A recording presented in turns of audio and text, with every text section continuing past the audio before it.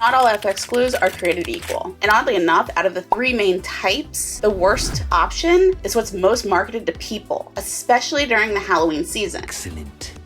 Now, there may not be a nefarious plot. This popular amber-colored glue is called spirit gum, which was the standard of FX adhesives at one time. It was used for all kinds of purposes on the silver screen.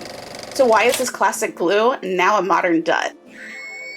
First, let's talk about what exactly spirit gum is. It's a gum or resin derived from a plant and then thinned with alcohol. It is one of the most affordable options. Now, don't get me wrong. There are optimal uses for this glue, creating a bond to the skin for wax buildups, and also handling hair or applying hair pieces. But why has it fallen out of favor? Because of the alcohol, this adhesive can be harsher on the skin, and the natural gum means some people may have an allergy to it. It's not really an adhesive you want to use to apply prosthetic. It tends to be more rigid, so using it on certain parts of the face where there's a lot of movement, it's just not optimal, which is what led to experimenting with more flexible adhesives. One of these types is acrylic adhesive. You may or may not be familiar with the name Prosaide. This glue was originally created for the medical industry. Thanks to makeup artist Dick Smith using this in a makeup setting, it soon caught on as a better adhesive. So what is it? It's a white, opaque, water-based adhesive. It's also referred to as acrylic glue, sold as prosthetic adhesive, or Prosaide for short. Also, Betabond and Betabond Plus from PPI Premier products fall under this type of glue. Some of the values for this adhesive, since it was originally designed for the medical industry, you're gonna find less of a chance of someone having an allergy to it. There's also no fumes to worry about, so it's really safe to use around the eyes. Also, acrylic glues are sort of a jack of all trades. You can thicken it to repair and blend edges, and it's a great sealer for your foam latex prosthetics. Because it's a water-based adhesive, it can actually be reactivated with enough sweat. So certain environments, or even a very sweaty model, may prove to be an issue.